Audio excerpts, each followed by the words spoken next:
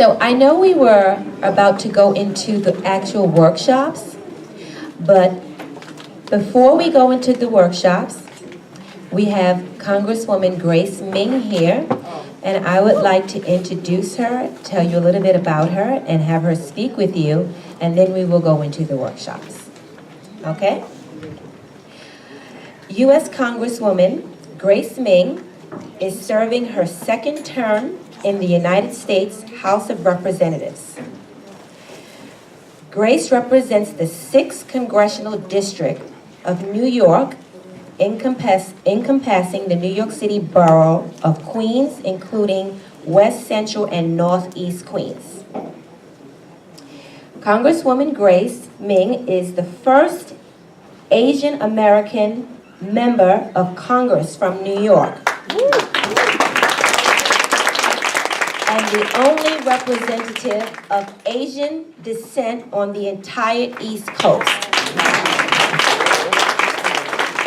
She is also the first female member of Congress from Queens since former vice presidential nominee Geraldine Ferraro. She is dedicated to fighting for the hard-working families of Queens by protecting Medicare and Social Security, spurring economic growth, creating jobs, ensuring to a quality education, and increasing funding for transportation and infrastructure projects. Grace is a member of the House of Foreign Affairs Committee and its subcommittees on the Middle East and North Africa, and its subcommittee on Asia and the Pacific. The Foreign Affairs Committee oversees the United States foreign policy towards all nations around the world and has jurisdiction over foreign aid, the State Department, and key international organizations such as the United Nations. In addition, Grace is the founder and co-chair of the Kids Safety Caucus, the first bipartisan coalition in the House that promotes child safety issues. So, without further ado, I would like to introduce Congresswoman Grace Meng and have her come up and speak with you.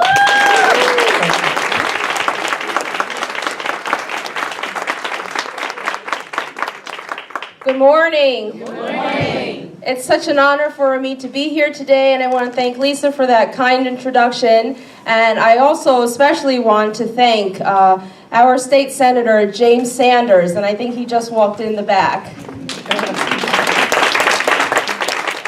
We're gathered here in this room to talk about the power of women mobilizing and advocating and running for office. But we don't just need good women. We need good men to support our women, too. So thank you, Senator Sanders. Senator Sanders is someone who I've known to be a tremendously hard worker, someone who is all around trying to do the best that he can to help our state. But even when he's in Albany, it's very clear that his heart is always here in Queens, with our families here in Queens, and trying to do the best he can to help our seniors and to help pave the best quality of life that our next generation can have. So we're so thankful to have Senator Sanders and his team working for all of us up in Albany. So I want to tell you a little bit about myself. I think I have about 10 minutes, if I'm correct. Someone just wave your arms if I'm going too long. I'm a daughter of immigrants. My parents emigrated to New York City in the early 70s. My parents worked in a restaurant for most of their life, and later on came to own their own restaurant. So that was most of our childhood. I grew up as a daughter of small business owners. And my parents, they were just struggling to make ends meet, just like any typical family in New York City.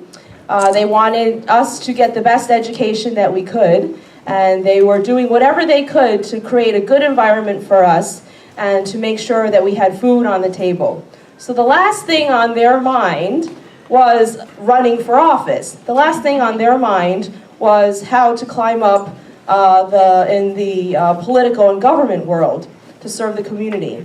But the one thing that they knew and that they always taught me was that America is the best country in the world. And because of the opportunities that this country has offered, that's why people from all over the world can come here, get a good education, and do whatever they can to give back to their community. And that's something that is so unique and so special and available for every single person in this room.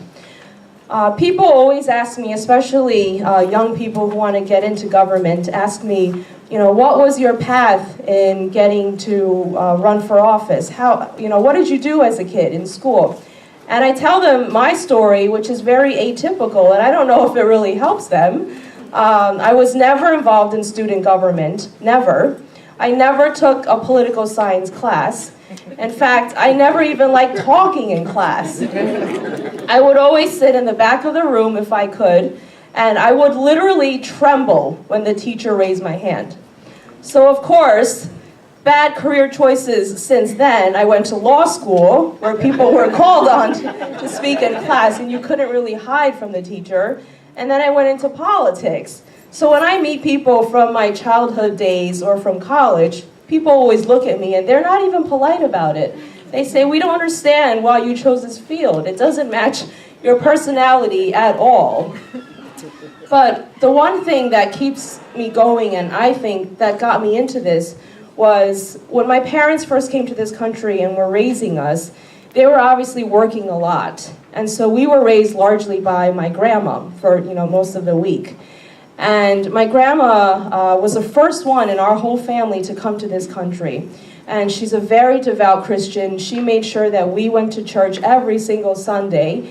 And she made sure that those are the principles, regardless of what career path we chose. She made sure that those were values and ideals that we carried out in our personal and our professional life. And so those values, to me, are what is sort of the motivation behind what I do on a day-to-day basis. I'm married with 2 little kids. My kids are ages 5 and 7, so we'll talk a little bit about how difficult and how I have zero solutions to what it means to balance work and family life, but like many of you, we all do it, right? People ask us all the time how we do it. We don't know, we just do it. We don't have time to think about and analyze how we do it. But to tell you a little bit about this place that I work at in Washington, D.C., 20% of the U.S. Senate is women. Less than 20% of the House, the side where I work at, is women. So that means out of 400, I'm not good at math, I'm like the one Asian that's not good at math. Out of 435 Congress members in the House, there are only about 60-some which are women. That's a huge, I'm not good at math, but I know that is not half and half. And so that just shows to us that we have a lot of work to do, not just at the federal level, but at the local level, at the city level, at the state level. New York is a little different from other states, whether that's good or bad. My friends in California, for example, there are a lot of very local positions that they can run for and get involved in, where they can get into the so-called pipeline of running for a political office. So here it's tough because the smallest seats that we have are like the state assembly or the city council. So it's kind of hard to get in. But regardless of that, what's most important, I feel, when I ran for office, and I didn't win my first time, I used to be in the state assembly. And so I just want to encourage people who have run before, who are thinking about running. Running and being successful at it is not always about the election results. Just the fact that, can I see a show of hands of how many people have run for office in this room? And how many people have thought about it? Well, we need more of you to think about it, right? It's not always about the election results. When you are running for office and you are speaking in front of a group of, let's say, high school kids or junior high school kids that look like you, and that look like me, just by the fact that you are running. They don't necessarily care if you win or lose. The act itself of you running and encouraging them is so helpful to them. People ask if I ever thought about running for office, and I said, no, I never thought about it, because I never met a politician that looked like me. I never met a politician that looked like us. They were all, I apologize if there's anyone in the room, they were all like 80-year-old Caucasian men. So why would I think that that's a good spot for me to be in? It just never crossed my mind. And so running for office is literally one of the hardest things that I've ever done. And some people get offended when I say this. I believe it's harder than bearing children. I will admit straight up that I had epidural as soon as the man walked in the room. I said, sign me up. I don't know if I'm ready yet, but sign me up. It is emotionally taxing, it is physically taxing, it is taxing on your family, it is taxing on your friends. But the most important thing that I always tell people who are interested in running for office, it's community first. It doesn't matter if you've had a zillion internships in Washington, D.C. with the White House. It doesn't matter if you've studied at Harvard, Columbia, or CUNY political science for 20 years and gotten your PhD. What matters is what you've done for your community. People are very smart.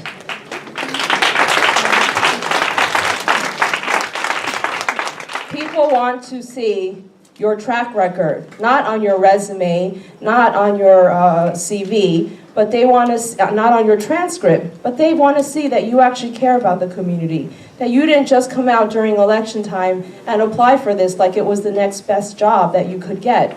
They want to see that you care about the people, and even if and when you run and lose an election, they want to know that you will still be there after. Don't disappear after you win, after you run and possibly lose. And definitely don't disappear if you win.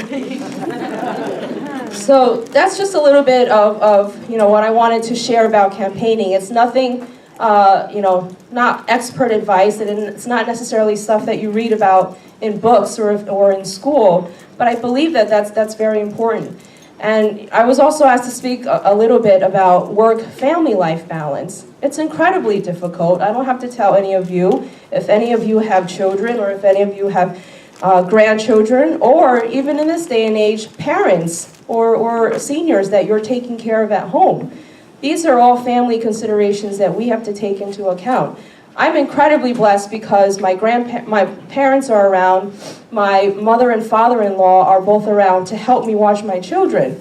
But every week when I make that trek to Washington, I have to remind myself that this is a worthy investment. When my 5-year-old tells me that President Obama does not need me in Washington, because my son wants me to stay at home in Queens, I have to remind myself that this is a worthy investment that we are making, and that if you and I don't step up, someone else may not. And so I just wanted to be here to encourage you, whether you are in politics or in government or whatever field you are in, that there is no easy solution, but you do the best you can. And people, even when you don't know, and I have to remind myself of this too, can be inspired and encouraged simply by your actions.